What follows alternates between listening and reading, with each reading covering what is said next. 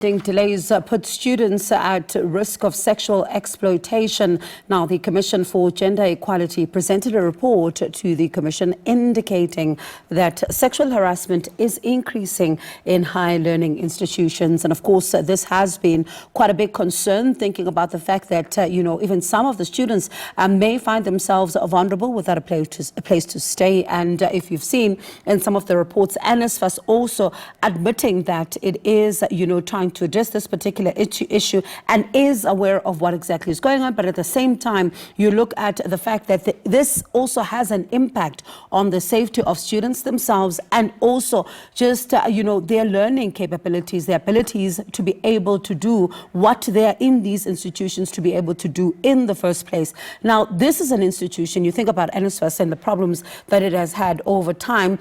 There has, of course, been some of the issues around funding, with some students saying that they're not getting their monies in time. And then we saw it being placed under administration to try and to deal with some of the issues there. And then there were also, of course, other institutions as well, like universities, that would have found themselves in the spotlight as far as this particular NSFAS issue is concerned. So a lot is going on here, and especially given the vulnerabilities that even some of the female students are facing here. We now speak to the Commission for Gender Equality's chairperson, Advocate Nthabiseng Sepanya-Mogale. A very good evening to you, and thank you so much for your time. So let's start with this particular report and what the impact has been, particularly when you look at the funding delays.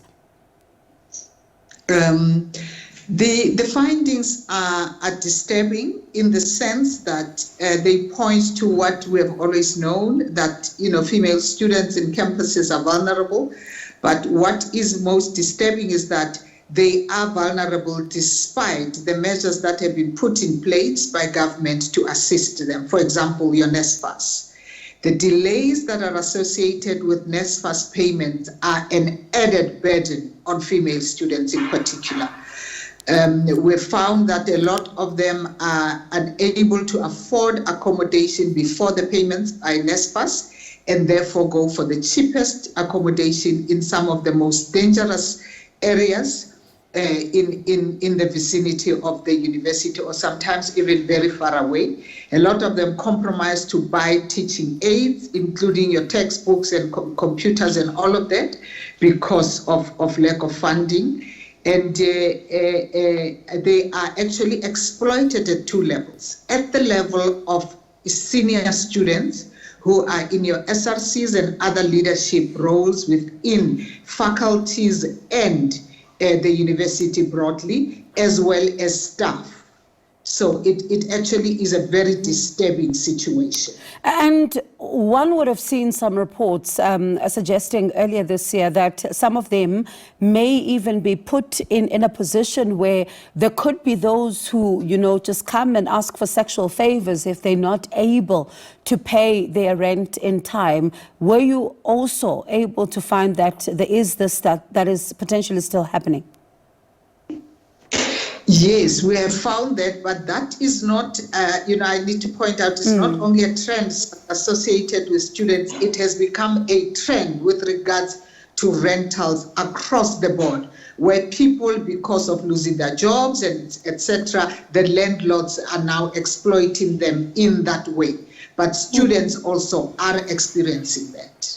Sure. And when you look at the timely disbursement of allowances, right, and how crucial it is to safeguarding students from financial hardships, were you able to engage with NSFAS, and what are they saying are some of the delays?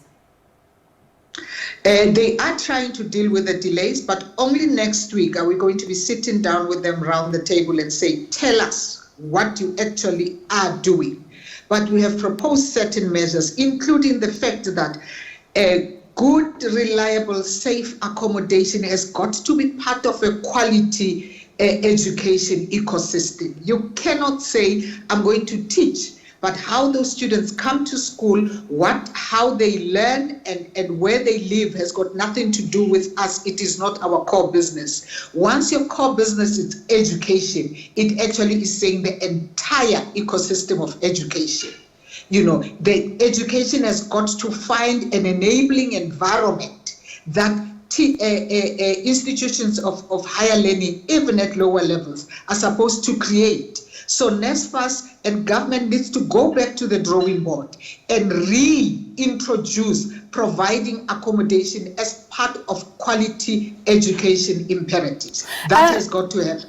And when you look at campus support, pardon me for coming in there, when you look at campus support, right, how much of a role does it play I can see you struggling a little bit there with your device. We'll give you a second. These things happen during live television. These things do happen. They do happen. It's all the joys of live television. But let's talk about, campus support services. When you were doing your investigations, how effective have the support, services from different campuses been when it comes to also assisting some of the students who are vulnerable? Campus support is not as effective as it should be and as it could be. There's very limited investment in terms of financial redirection from institutions that is put there. That's the first thing. But secondly, we find that for students who tend to be violated or to feel vulnerable, even before any violation happens, there isn't tangible support, because university tends to say, we can only provide so much accommodation. Sorry, you live around here, we cannot provide you with accommodation, all those kinds of things. So students are usually left in the lurch when they need support the most.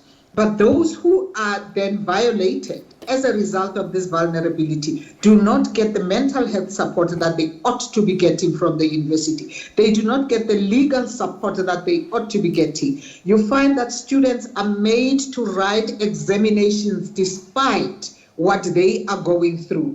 But as if that is not enough, a lot of students are made to write examinations with the same people who they are accusing of violating them. And that is frustrating, because the investigations take forever, and institutions tend to say, we cannot deprive this person of their education, or the matter has actually not been resolved and the person has not been found guilty or innocent, and therefore the status quo remains. So a lot of people attend lectures with people who have violated them. They write exams with people who have violated them. They go to lectures and listen to a lecturer who has violated them. Sure, and that does a whole lot to a person's mental, health, and the impact there is quite huge. And one wonders, when you were conducting this work, did you find that there are institutions that have got it right, or is it a problem across the board? It's a problem across the board, but credit to a lot of universities, they are trying to respond to it. We have universities, for example, like University of Johannesburg, you have University of the Western Cape, you have University of Stellenbosch, that have actually started campaigns and taken educational measures to actually bring up, include gender equality in their educational modules, include gender equality in their orientation, and also put in place remedial measures should there be violation. And that is what is important. But in terms of policies, universities are still found wanting. Very few of them have got policies. Those that have, actually, it is just a pen and paper gathering dust.